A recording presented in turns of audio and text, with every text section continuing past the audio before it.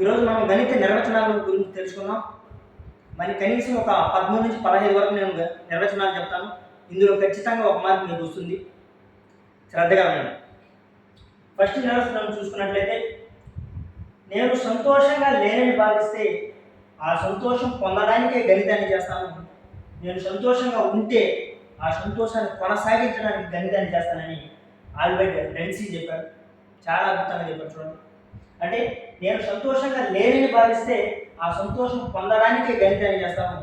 నేను సంతోషంగా ఉంటే ఆ సంతోషాన్ని కొనసాగించడానికి గణితాన్ని చేస్తానని ఆల్బర్ట్ ఐన్స్టీన్ చెప్పారు. నెక్స్ట్ సెకండ్ పాయింట్ చూసుకున్నట్లయితే చాలా చాలా ఇంపార్టెంట్ ఇది. కనీసం ఎస్జిటి ఎస్ఏలో చూసుకున్నట్లయితే కూడా టెట్ ప్లస్ డిఎస్సిలో 15 సెక్షన్లో వచ్చిన ఏకైక బిట్టిది.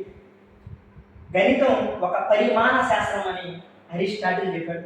దీన్ని ఏ విధంగా గుర్తుపెట్టుకోవచ్చు అంటే, ఇక్కడ పరి అరి అని అసోసియేషన్ మెథడ్లో మీరు గుర్తుపెట్టుకోవచ్చు. అదేవిధంగా థర్డ్ చూసినట్లయితే, గణితం అంటే పరోక్ష మాపనం అని అగస్ట్ కోమ్ట్ చెప్పాడు. చూడండి, అగస్ట్ కోమ్ట్. ఇప్పుడు ఇదే విధంగా స్కూల్ స్టూడెంట్స్ మ్యాథ్స్ వాళ్ళకి ఒక ఇంపార్టెంట్ బిట్ ఉంది. ఏంటంటే, సంగీతాన్ని వినేటప్పుడు ఎటువంటి అనుభూతిని పొందుతాను, గణితాన్ని నేను చేసేటప్పుడు కూడా అంతే అనుభూతిని పొందుతానని మన న్యూమన్ చెప్పాడు. ఇది స్కూల్ అసిస్టెంట్ మ్యాథ్స్ వాళ్ళకి లాస్ట్ టైం అడిగిన బిట్టు. అదేవిధంగా చూసుకున్నట్లయితే చూడమ్మా, గణితం అంటే అవసరమైన నిర్ధారణ రాబట్టే శాస్త్రం అని బెంజమిన్ పియర్స్ కనుక్కున్నాడు. అంటే దీన్ని ఏ విధంగా గుర్తుపెట్టుకోవచ్చు అంటే, ఎగ్జాంపుల్ మనం ఒక కారు కొనాలనుకున్నా కూడా ఏదో ఒక నిర్ధారణ వచ్చిన తర్వాతనే మనం బెంజ్ కారు కొనాలా, లేదంటే ఇంకేమైనా షిఫ్ట్ డిజైర్ కొనాలా అనే ఆలోచనలు మనకు వస్తాయి. సో గణితం అంటే అవసరమైన నిర్ధారణ రాబట్టడమే బెంజమిన్ పియర్స్ చెప్పాడు. అదేవిధంగా సంఖ్యలు రాసుల మాపనాల విజ్ఞానమే గణితం అని బెల్ చెప్పాడు. బెల్ అనగానే మనకి స్కూల్ గుర్తులు రావాలి. సో సంఖ్యలు రాసులు అన్నీ కూడా పాఠశాలలోనే మనకు వస్తాయి కాబట్టి బెల్ని ఈ విధంగా గుర్తుపెట్టుకోవచ్చు. నెక్స్ట్ వెరీ వెరీ ఇంపార్టెంట్, గణితం నాగరికతకు అర్థం లాంటిది. గణితం చాలా ఇంపార్టెంట్. చూడండి, గణితం నాగరికతకు అర్థం ఉంటుందని హెగ్బెన్ చెప్పాడు. గణితం నాగరికతకు అర్థం ఉంటుందని హెగ్బెన్ చెప్పాడు. అదేవిధంగా చూడండి, గణితం ఆధునిక నాగరికతకు మరియు సంస్కృతికి చాలా ఇంపార్టెంట్. ఆ నాగరికతకు మరియు సంస్కృతికి అర్థం లాంటిదని బేకన్ చెప్పాడు. ఎవరు చెప్పారు? బేకన్. గణితం నాగరికతకు మాత్రమే అర్థం ఉంటుందని హెగ్బెన్ చెప్పాడు.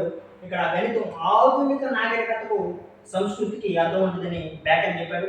అదేవిధంగా బేకన్ ఇంకొక నిర్వచనం కూడా చెప్పాడు, సకల శాస్త్రాలకు మూలం ద్వారం లాంటిది గణితం అని మన బేకన్ చెప్పిన వ్యక్తి. అదేవిధంగా దీనికి రిలేటెడ్గా చూసుకున్నట్లయితే చూడండి, గణితం ఆధునిక నాగరికతకు అర్థం ఉంటుందని లైబ్నిజ్ చెప్పాడు. చూడండి, ఆధునిక నాగరికతకు సంస్కృతికి బేకన్ చెప్పాడు. ఓన్లీ గణితం ఆధునిక నాగరికతకు మాత్రమే అర్థం ఉంటుందని లైబ్నిజ్ చెప్పాడు. కన్ఫ్యూజ్ అవుతారని మీకు వరుసగా ఒకే కలర్లో కూడా రాశాను. నెక్స్ట్ చూసినట్లయితే, ఎక్కడ లైవ్ ఉంటుందో అక్కడ సంఖ్య ఉంటుందని పైథాగరస్ చెప్పాడు. చాలా చాలా ఇంపార్టెంట్, ఇది కూడా పైథాగరస్ చెప్పాడు. నెక్స్ట్ చూసుకున్నట్లయితే చూడండి, సముద్రం అంతటి గణిత శాస్త్రానికి అంతు ఎక్కడిది అని మన భాస్కరాచార్య చెప్పాడు. సముద్రం అంతటి గణిత శాస్త్రానికి అంతు ఎక్కడిది అని భాస్కరాచార్య చెప్పాడు. అదేవిధంగా సంఖ్యలు మేధస్సుకు సాక్ష్యాలు, ఇవి మానవ జాతికి పరిమితం. చాలా ఎంత అద్భుతంగా చూడండి, సంఖ్యలు మేధస్సుకు సాక్ష్యాలు, ఇవి మానవ జాతికి పరిమితం అని బాల్టిక్ చెప్పాడు. లాస్ట్ అకాడమిక్ ఇయర్లో డిఎస్సిలో మొదటి సెక్షన్లో అడిగిన బిట్టిది Baltic.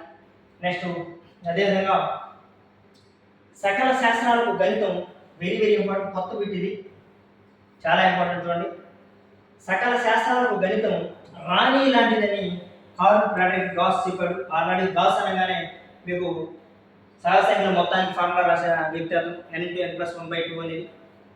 So curl Frederick gas సకల శాస్త్రాల గణితం రాణి లాంటిదని గాస్ చెప్పాడు.